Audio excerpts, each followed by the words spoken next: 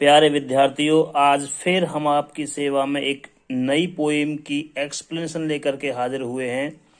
Poem का नाम है dust of snow, class 10th की है और इसके जो राइटर हैं वो हैं रॉबर्ट फ्रॉस्ट।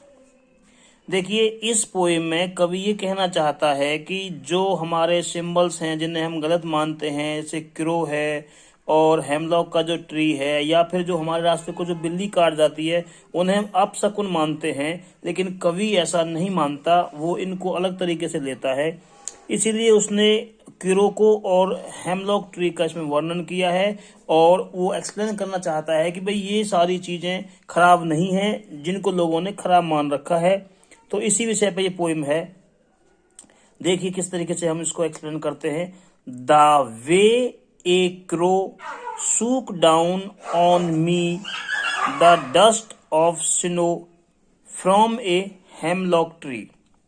पोइट एक्सप्रेस करता है, पोइट बताता है कि रास्ते में, यानी कि जब मैं जा रहा था, मैं चल रहा था, एक क्रो, एक कोआ, सूक डाउन, एक कोए ने जिसने हिला दिया, हिला के कुछ गिरा दिया, ऑन मी, मेरे ऊपर क्या गिराया था, द डस्ट ऑफ स्नो। यहाँ पे डस्ट से अभिप्राय है small parts of something, small piece of something. तो यहाँ पे जो बात करता है वो स्नो की बात करता है, यानी कि स्नो के कुछ टुकड़े जो थे, बर्फ के जो कुछ टुकड़े थे जो एक क्रो ने मेरे ऊपर गिराए थे। कहाँ से गिराए थे, कब गिराए थे?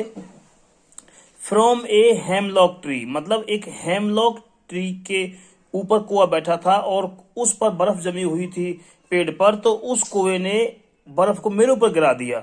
जबकि कुएं को बुरा माना जाता है, लेकिन जब जब कवि के ऊपर ये बर्फ गिरी तो कवि को अच्छा लगा। आगे देखिए, इस अगले पैराग्राफ में वर्णन करता है कि कवि को कि ऊपर उसका क्या प्रभाव पड़ा।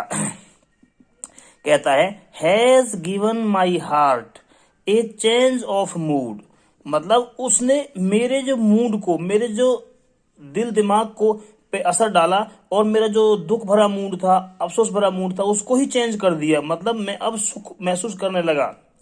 And saved some part of a day I had rued, और कहता है कि अब जो दिन का जो हिस्सा था, यानी कि मैं दुखी था, परेशान था, मैं अफसोस में उस दिन को व्यतीत कर रहा था, लेकिन जो दिन का बचा हुआ हिस्सा था उसके लिए उसने मेरे मूड को ही चेंज कर दिया, मतलब मुझे खुशी प्रदान की है।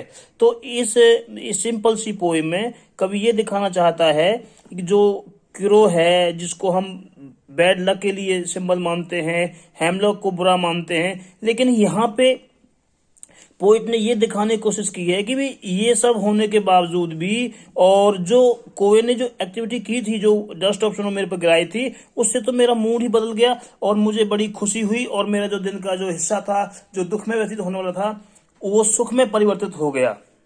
तो थोड़ा सा यहाँ पे राइमिंग देख लेते हैं। क्रो, डब्ल्यू है इधर, इधर मी है, यानी कि ए बी, जो राइमिंग है वो ए बी है। इधर टी है, इधर लास्ट में डी है, फिर टी है, फिर डी है, इसलिए यहाँ पे सी डी।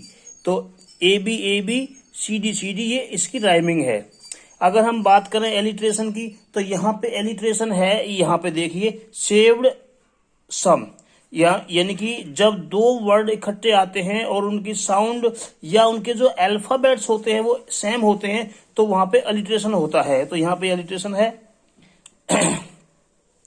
तो मैं आशा करता हूं कि आपको ये छोटी सी पोएम है, लेकिन ये गहरा अर्थ लिए हुए है, आपकी बात समझ में आई होगी।